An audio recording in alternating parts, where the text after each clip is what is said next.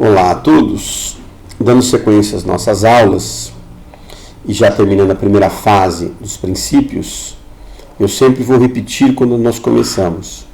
Os princípios são enumerados inicialmente como LIMP: legalidade, impessoalidade, moralidade, publicidade e eficiência.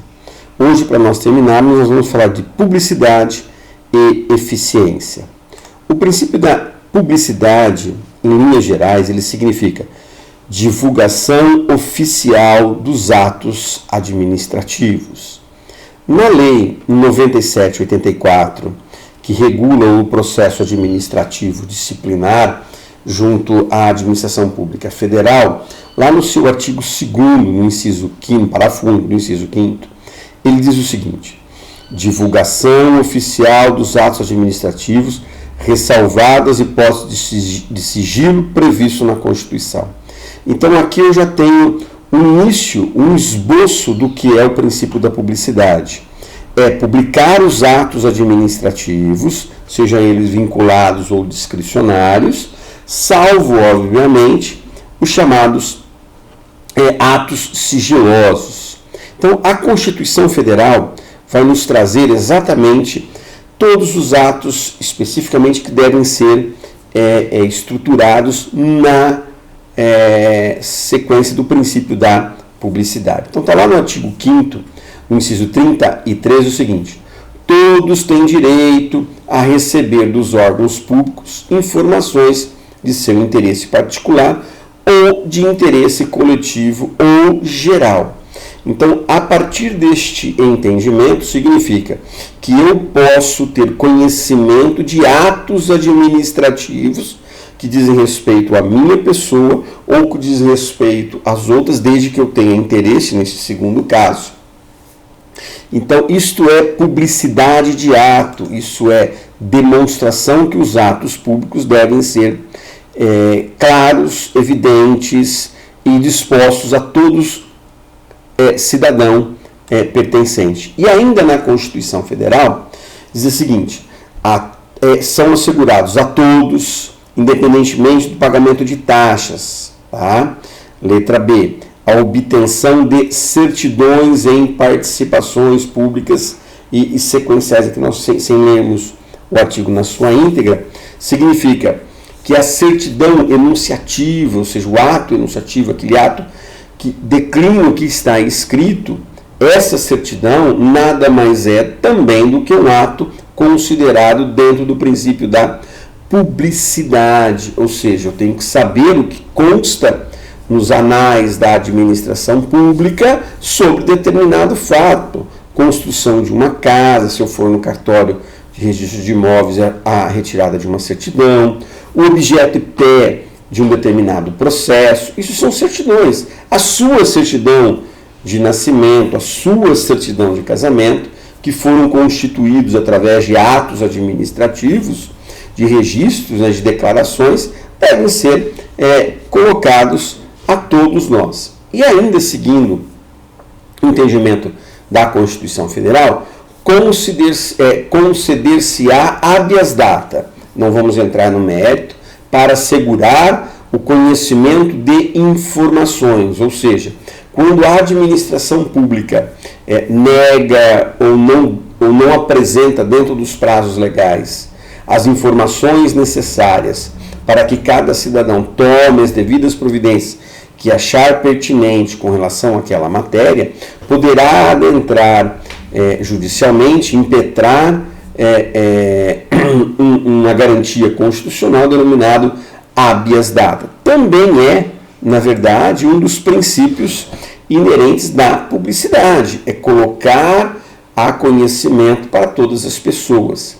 E o princípio da publicidade, ele traz para a gente o que nós chamamos de dois subprincípios que são inerentes a ele. Primeiro, a transparência, que abriga o dever de prestar informações de interesse do cidadão. Ou seja, toda vez que a gente abre lá o portal da transparência dos nossos municípios, do Estado, da própria União, o que está dizendo para nós ali? É um atendimento, do princípio da publicidade, colocando os atos administrativos, as tomadas de decisões dos nossos administradores públicos, né, com respeito a nós no sentido de sociedade, o que foi tomando, qual o alcance que ele teve. E para isso eu tenho este chamado, que nós consideramos como subprincípio, tá? O chamado princípio da transparência. E também há um subprincípio no princípio da publicidade, chamado princípio da divulgação oficial, que exige a publicação do conteúdo dos atos praticados, atendendo-os para o meio da publicidade. Ou o meio será um diário oficial, ou eletrônico, depende da situação. Mas deve-se levar a conhecimento de cada um, né, a eficácia de uma lei, quando é que ela entra em vigor, a partir da sua publicação, a intimação de um processo judicial, na qual nós somos advogados, ou a parte, para que tenha conhecimento do ato realizado pelo magistrado, uma sentença, um despacho ou uma determinação qualquer, né, que seja passível de algum outro recurso, ou um agravo de instrumento, ou um recurso de apelação, ou uma interposição de recurso extraordinário, especial, aí depende a situação. Mas esses atos são colocados através de uma publicidade, através de um diário oficial ou qualquer outro meio eletrônico que leve ao conhecimento da parte o ato a acontecido. Se isso não fizer, estará cerceando ou mesmo não dando conhecimento, não teria o ato aí a sua devida valia. Qual é o objetivo do princípio da publicidade, a sua finalidade? Eu vou enumerar 4 para vocês aqui. Primeiro, exteriorização à vontade da administração pública, divulgando seus conteúdos para conhecimento público. Essa é a primeira finalidade, é levar ao conhecimento público os atos realizados. Nós temos garantias constitucionais, dentre elas a ação popular, a ação civil pública elencada com as pessoas que têm as prerrogativas de figurar no polo ativo, no polo passivo da ação. Para isso eu preciso ter conhecimento do ato, porque se o ato não for levado a público, eu não tenho como saber se houve ou não a realização. Eu tenho que também consignar aqui que o neoconstitucionalismo, a gente vai falar muito disso, tá? Ele traz uma modificação muito grande, ele sai do chamado positivismo jurídico, onde o Estado ele se sobrepõe a qualquer fato, não precisa dar nenhuma satisfação a nenhum cidadão, e entra no chamado neoconstitucionalismo, onde traz o Estado mais próximo do seu cidadão para atender às finalidades que este cidadão colocou como objetivo do Estado: moradia, segurança, saúde, educação e entre outros todos princípios fundamentais e objetivos do próprio Estado. O que mais? Tornar exigível o ato, o conteúdo deste ato. Se eu imaginar uma lei, ela só entra em vigor a partir do momento que ela é publicada, porque se eu não tiver conhecimento dela, através da publicação, não há como eu fazer a exigência dela, ela não entra no mundo jurídico, então necessita eu exigir este ato. Segundo, desencadear a produção de efeitos do ato administrativo, ou seja, só dou o prazo, o início de um prazo, vamos imaginar, de decadência, prescrição, perempção, a partir da ciência deste ato, né? Desencadeia a partir da publicação o início dos prazos prescricionais, decadenciais, né? E permite também o que nós chamamos de controle de legalidade. Por quê? Porque publicado o ato, se eu como cidadão ou como um Ministério Público, um custo leges, né, de fiscal da própria lei, analiso que o Ministério, que o administrador não realiza as suas obrigações legais, não cumpre com suas obrigações legais, eu tenho aí as medidas judiciais a serem tomadas, ato de ação de improbidade, né, e outras medidas cabíveis, tá? Inclusive, nós estamos vivendo nessa pandemia E a gente tem percebido que alguns prefeitos, alguns governadores e o próprio presidente da República editam atos, e essa confusão toda, ele tem valia, não tem, eu preciso ter essa ciência atendendo o princípio da legalidade. E eu tenho as chamadas formas de publicidade, né, dos atos administrativos. Os atos individuais, tá, que destina destinatário a determinada pessoa, tá, uma comunicação pessoal, a instauração de um processo administrativo. E eu tenho também os chamados atos gerais, que são destinados a um número indeterminado de pessoas, né, que deve ser feito pelo Diário Oficial. Por exemplo, talvez um concurso público, um processo licitatório, tá? Mas aqui eu tenho que deixar uma observação, como foi feito, que existem atos individuais que geram efeitos coletivos e que devem ser publicados no Diário Oficial. Exemplo, a férias de um servidor. Por quê? Porque eu tenho que ter ciência que aquele servidor, naquele interstício temporal de 30 dias, ele não poderá exercer atividades administrativas, porque ele tem a sua função administrativa, a sua competência administrativa suspensa de um determinado período, de um determinado interstício de 30 dias. Então, para isso, eu tenho que ter esse conhecimento, e eu só tenho através da publicação do ato de férias desse servidor. Por isso que é colocado no Diário Oficial.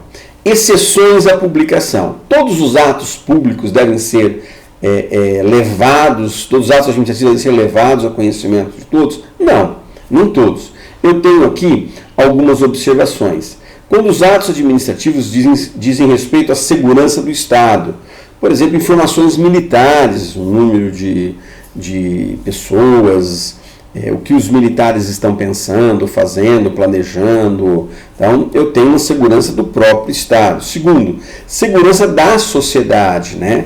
O sigilo sobre o interior de uma usina nuclear, porque eu posso sofrer atentados, então eu devo manter aí um sigilo e não publicar o ato, porque se diz respeito à segurança da sociedade. E também tem a chamada intimidade dos envolvidos num processo administrativo disciplinar. Eu não vou tornar público as razões pelas quais aquele servidor foi punido, né? Pode ser por N motivos, mas para preservar a intimidade ou as intimidades dos envolvidos, eu tenho que não publicar o ato. Eu publico sim que houve a suspensão daquele servidor, mas eu não publico os motivos pelos quais ele foi punido, tá?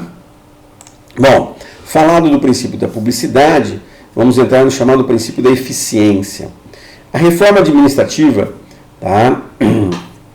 Ela traz um modelo de administração pública denominado como modelo gerencial, né? Voltado para o controle de resultados. Eu não posso considerar de que a administração pública é uma pessoa jurídica de direito comparado a uma pessoa jurídica de direito privado, mas ela tem objetivos também. E esses resultados dele, como as agências, a prestação de um serviço, deve ser feito de forma adequada para cada um de nós. Então vem aí o que nós chamamos princípio da eficiência da administração pública, tá? Então, a administração pública gerencial, só para que vocês tenham conhecimento, o Estado funciona como uma empresa, né, cujos serviços são destinados aos cidadãos e que possui como principais características a eficiência nos serviços, na avaliação de desempenho, no controle de resultados. Quando eu presto, por exemplo, um concurso público, eu passo pelo estágio probatório, né, de 3 anos, com exceção aí dos magistrados e do Ministério Público, que são de 2 anos, o estágio probatório. O que é o estágio probatório? Nada mais é para saber se aquele servidor, se aquele que exerce uma função de Estado, tem condições de atender de forma rápida, segura, tem a rentabilidade, tem presteza ao seu serviço, atender bem as pessoas. Isso é eficiência na atividade, tá? E eu trago aqui para vocês valores. Esses valores, no princípio da eficiência, a economicidade, o próprio nome já diz, redução de desperdícios, qualidade no seu serviço, rapidez, produtividade e rendimento funcional. Então, o princípio da eficiência, ele atende 6 valores para mim, que o servidor público, que o agente político, o agente público, venha a atender de forma adequada aquilo que nós necessitamos. E isso vem, no princípio da eficiência, a chamada aplicabilidade do serviço. Primeiro, como nós já dissemos anteriormente, no estágio probatório, do servidor público, saber se ele se enquadra em todos esses princípios, todos esses elementos que compõem o princípio da eficiência. Então, se dentro do estágio probatório de 3 anos, no geral, salvo o magistrado e o Ministério Público, que são apenas de 2 anos, se eles atendem à economicidade, à rapidez, o desenvolvimento adequado de seus serviços. Por quê? Porque hoje o Estado é um gestor, ele é gerencial, ele gerencia os nossos interesses. Não é uma empresa, não visa lucro como uma empresa privada, mas ele gerencia. O que mais?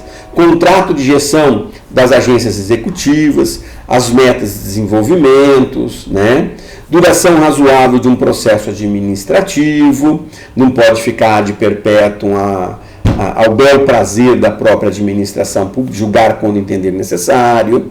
A realização de parcerias da administração pública com o particular, que aumenta a qualidade e a eficiência das atividades públicas. O exemplo é as parcerias públicas e privadas. Nós temos no Brasil algumas aí, no sistema carcerário, de outros serviços, voltando às agências, às concessões. A administração pública tem essa obrigação de verificar se aquele serviço concedido a um terceiro atende também o princípio da eficiência. Essa é a aula de hoje. Muito obrigado a todos.